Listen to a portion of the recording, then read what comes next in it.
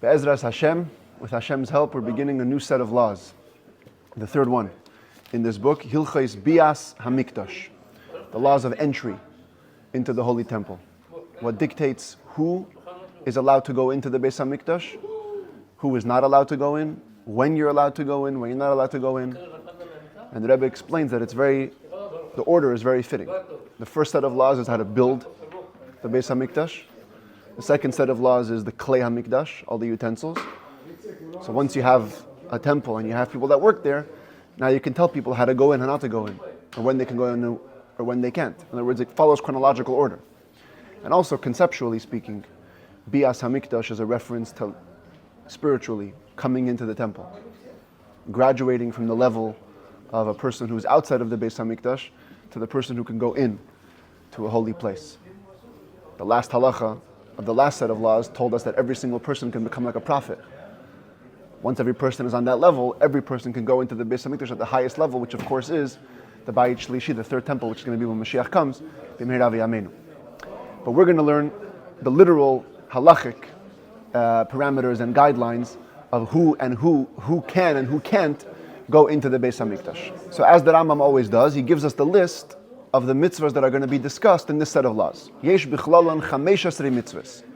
In these laws is going to be covered 15 mitzvahs. Shtei mitzvahs aseh, 2 positive mitzvahs, u'shleish asrei mitzvahs leis aseh, and 13 negative commandments. V'zehu praton, and these are the details.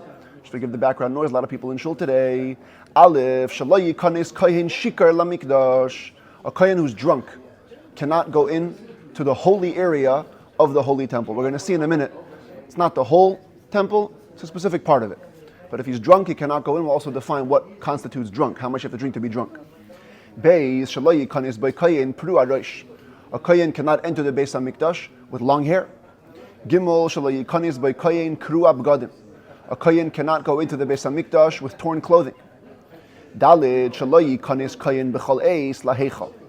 A kohen, even if he's not drunk, even a regular kohen, cannot go in any time into the main structure of the Beis Hamikdash, the actual heichal building. That's reserved for service time. And for sure, the Kodesh HaKadoshim only reserved for Yom Kippur. Hey, shelo yetze kohen min hamikdash b'shasa avodah. No kohen should leave the temple premises while he's in the middle of doing the service. Vav l'shaleach tmei min hamikdash. We have to send out all impure people. Anybody that contracts ritual impurity at different levels, we have to send them out of the holy temple area. Zayin shelo yikanes tamei lamikdash. There are certain ritually impure people that cannot come in to the main temple structure. Ches shelo yikanes tamei lahar habayis. There are even certain impure people that cannot come into the entirety of the Temple Mount. Tes shelo yeshamesh tamei. Certainly a kohen who is impure cannot serve. Yud shelo yeshamesh tvul yom. Even a person who is a tvul yom shouldn't serve. What is a tvul yom? It's going to come up again and again in the laws of impurity.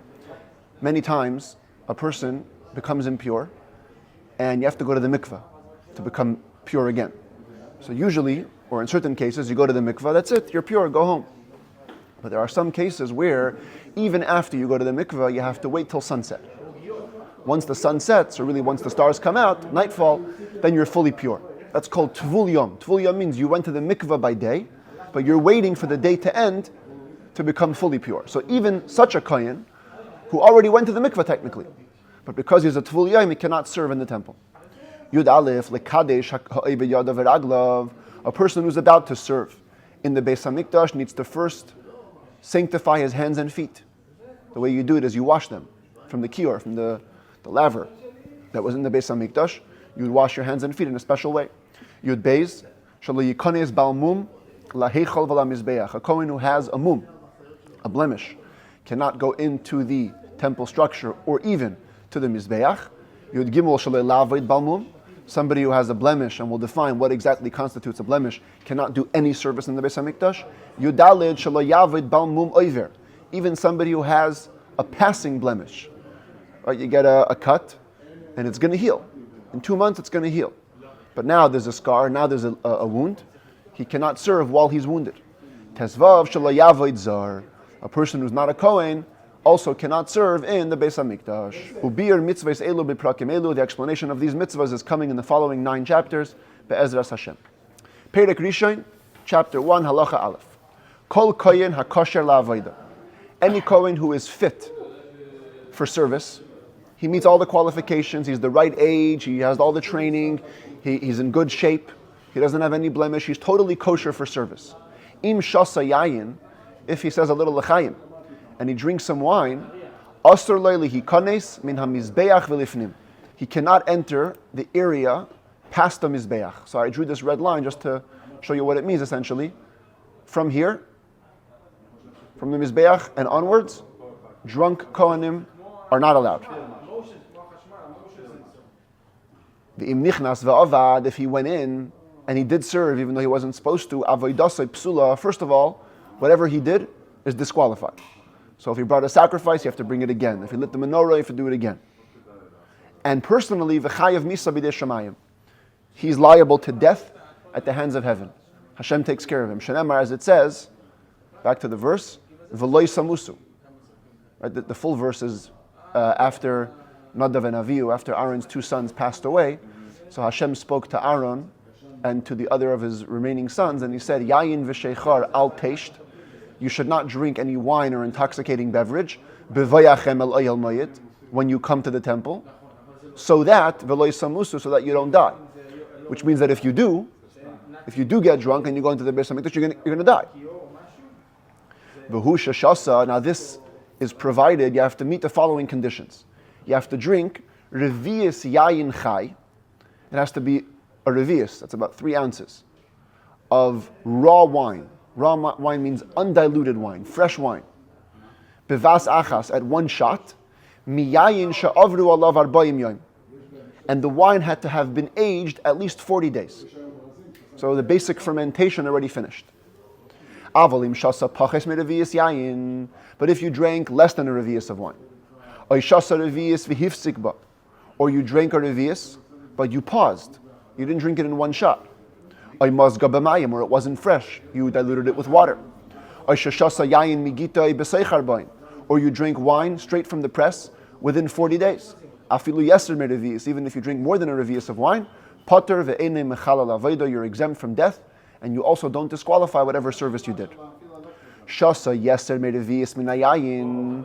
What if you drank more than a revius of wine? Afal pisha haya mazuk. Even though it was diluted, va'afal pisha hifsik v'shasa ma'at ma'at. Even if you paused and drank little by little, chayav miso paisala avoda. You're liable to death penalty, and you disqualify the service. In other words, all the conditions have to be met only if you drink exactly a revius. But if you drink more than a revius, all those tanaim, all those conditions don't apply. Halacha beis haya shikar mishar mashkin hamishakrin. What if he was drunk from other intoxicating drinks, not wine? Asur lehikanes lamikdash. You cannot go into the temple. You're still drunk. Even in the verse it says yayin v'sheichar, wine and other intoxicating drinks. V'imnichnas v'avad v'hu shikar mishar mashkin hamishakrin. But if you went into the temple and you served in a state of drunkenness, not from wine, from other liquids, afilu mina chalav mina dvela. Even if you got drunk from milk or from too much figs, that could happen. Makes you a little woozy. Hareza loike, you get lashes. Va'avodas sheira, but whatever you did was kosher. So unlike when it comes to wine, you disqualify whatever you did. When it comes to other intoxicating beverages, you don't disqualify it, and you also don't get death by the hands of heaven. You only get lashes. She'ein chayavin misa el al hayayin b'shas avoda. You only get the death penalty for wine during the service. Ve'ein mechal al avoda el shikar min hayayin, and you only disqualify service if you're drunk from wine, not from any other beverage. Halacha gimel. There's an interesting related law that applies to this drunken Kohen law. Ukeshem she'asur l'kohen lehikanes lamikdash mipnei hashichros. The same way it's forbidden for a kohen to go into the temple when he's drunk. Kach asur l'chol adam bein kohen bein Yisrael. It's also forbidden for any Jew, whether you're a Kohen or a regular Jew, l'hoyres kishu shasui, to teach halacha when you're drunk. Afilu achal tmarim ma'shasa chalav v'nishtab shadaitem ma'at, even if you ate dates or you drank milk and a little bit your mind was altered, al yoyre, you cannot rule on a halacha. Shenemar, because in the very next verse that it talks about the Kohanim not going in drunk, it also says, u'lehoyres, es b'nei Yisrael, and to teach the Jewish people. In other words, teaching Jewish people is also forbidden when you're drunk. That if you ruled on a matter which is so clear in the Torah, even the Sadducees, people that argue on Torah Shebaal Peh, they don't agree with the oral law, even they know it, mutter, that's allowed. For example, you might rule shehasheretz tameh, that a rodent is impure, v'hatzfardei atar, a frog is pure, v'hadam osir, blood is forbidden to be eaten, v'chayetzim, things like that. Everybody knows that. That's clear in the Torah. No doubt about it. So you being drunk doesn't have an effect on ruling that rule. Ruling would mean something new, something you couldn't know from the Torah directly.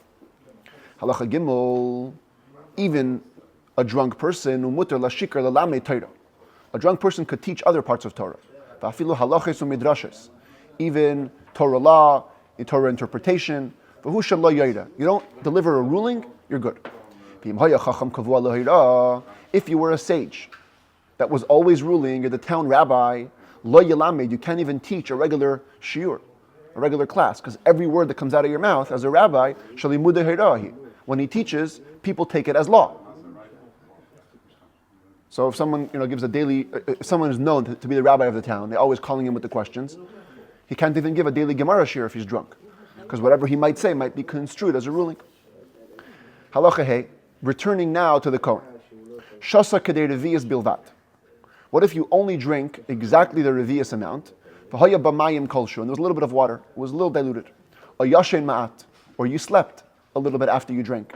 Or halach kedei mil, or you walked the time it takes to walk a meal, about a mile. It's between 18 to 24 minutes, depending on which opinion you hold. Kvar avar hayayin umuter la'avit.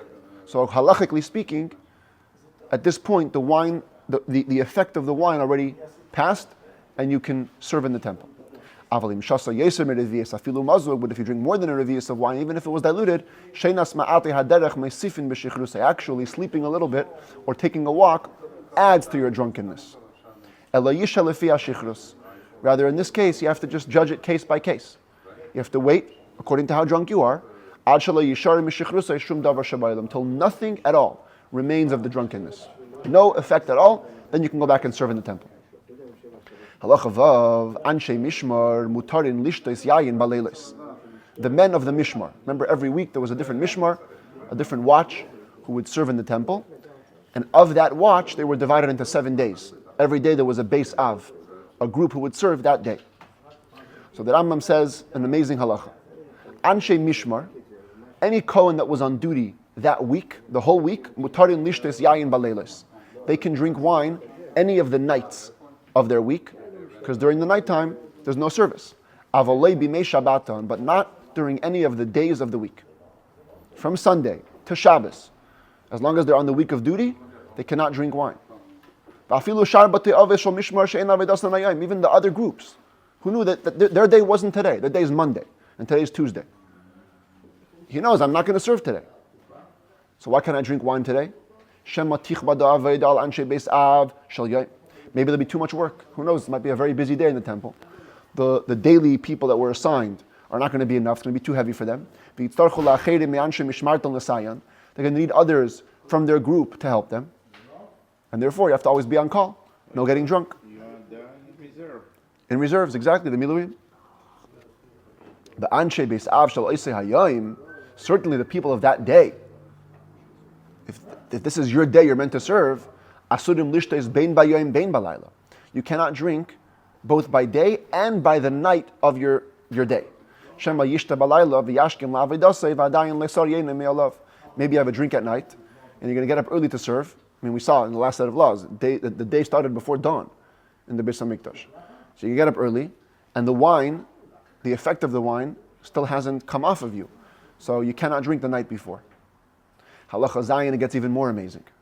Kol kohen, even nowadays, says the Rambam, any kohen, sheyodeya me'eza mishmarhu u'me'eza beis avhu, if he knows which week is his, and which daily clan of that week is his, v'yodeya shabbatei avosav kvuyim ba'avodah hayem, and he knows today, if the temple were to be standing, my parents, my ancestors would serve today, asur le'lishtes yayin kol oisei hayem. Listen to a halacha. Mashiach can come today. And remember, how long does it take for the Kohen to get rid of his effects of wine? 18 to 24 minutes. So the Rebbe learns from here, look at that. Mashiach can come and the temple can be ready to serve in 18 to 24 minutes because it's just going to come down straight from heaven, ready to go. So if you're a Kohen that knows that today is my day, your belief in Mashiach is so strong that he can come today, anytime, and have to be ready to serve. So you can't drink wine that day. Every person with the name Cohen. No, he has to know. He has to know that today is his day. We'll see in a second about if he doesn't know. What if he knew which weekly rotation he's from, but he doesn't know which daily rotation he's from? Again, same fascinating thing. He can't drink wine the whole week that his week would have been serving because Mashiach can come and you're going to be on call.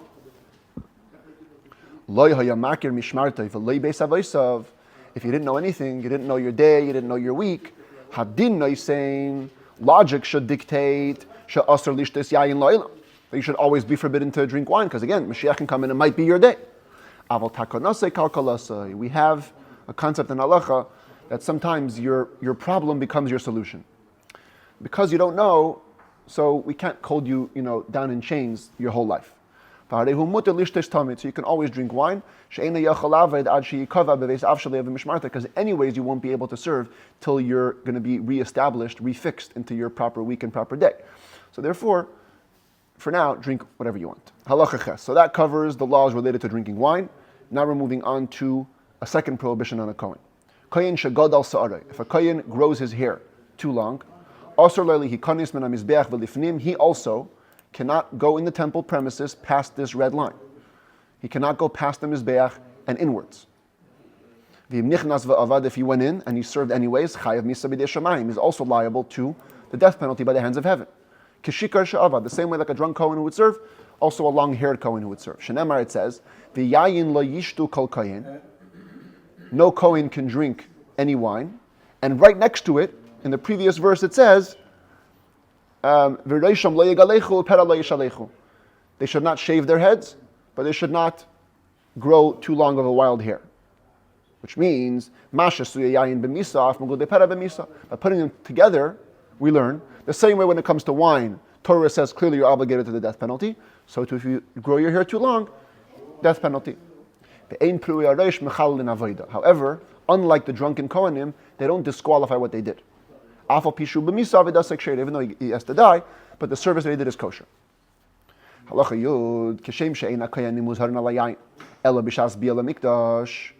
Another law we learn from this juxtaposition. The same way the Kohanim are only warned against drinking wine when they want to come into the temple. If it's not his week, if he's at home, he can do whatever he wants. Drink all the wine he wants. So same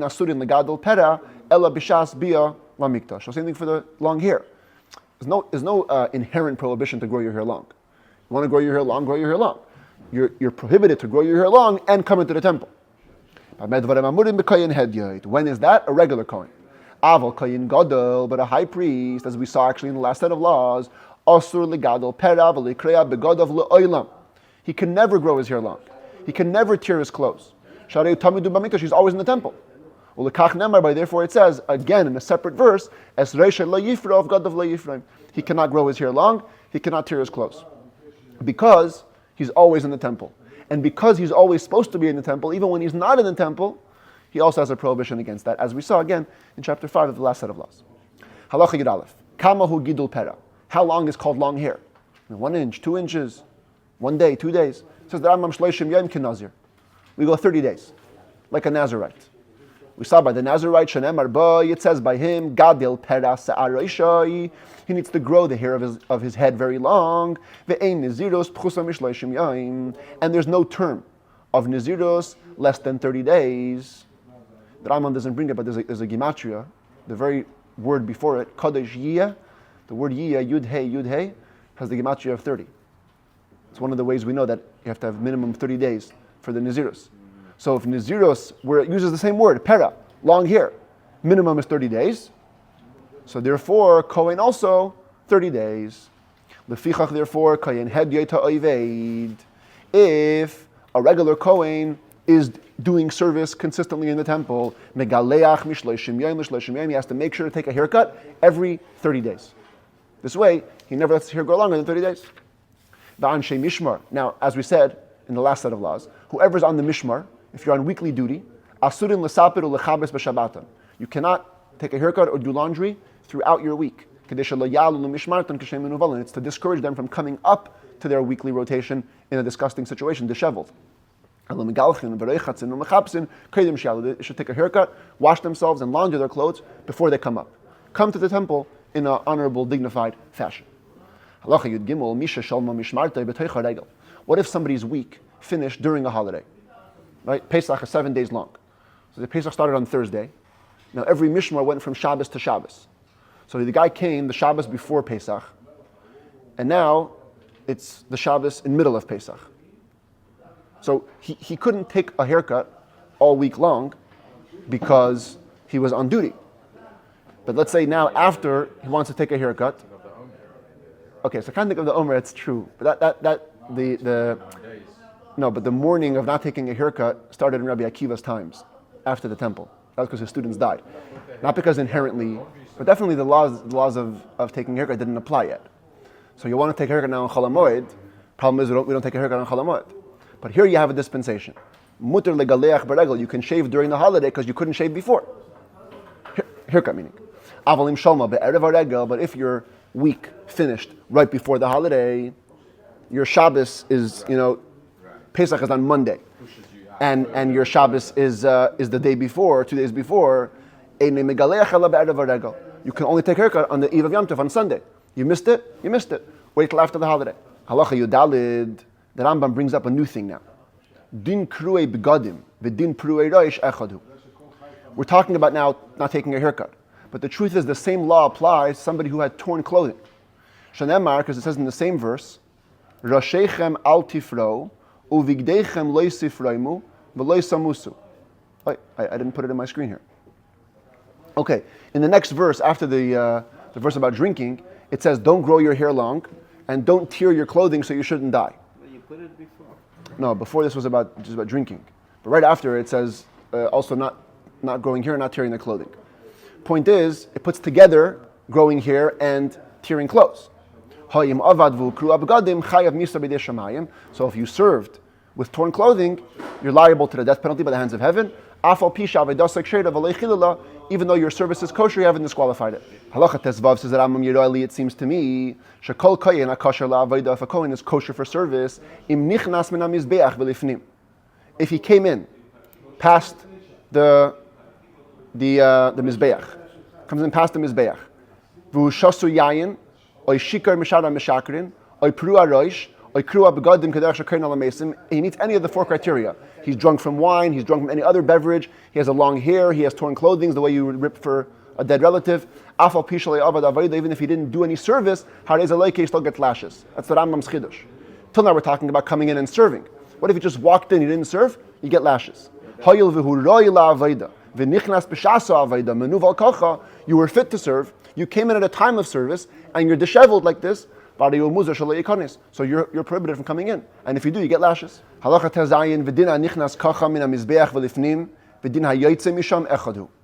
though the whole chapter we're talking about going in, past this line, truth is, the same law applies by going out of the line. Keita, what does that mean? If you drank wine right over here, between the ulam and the mizbeach, where you tore your clothes there, and you left, you get lashes. Or if you served on your way out, you're liable to the death penalty. Now, what does it mean you went out? It means you went out consciously. You knew you were in this bad state and you went out purposely, so you get lashes. Truth is, it's forbidden for any person, Bein Kohen, Bein Yisrael, whether you're a Kohen or a regular Jew, Liikanis Lamikdash Kulai, to come in to any part of the holy area of the temple. Mitchilas Ezras Yisrael V'Lifnim, from the beginning of the Israelite courtyard. So watch this. So here we see this line over here. Watch the line move a little bit back. There it is. That's the Ezras Yisrael. You cannot go past this line. If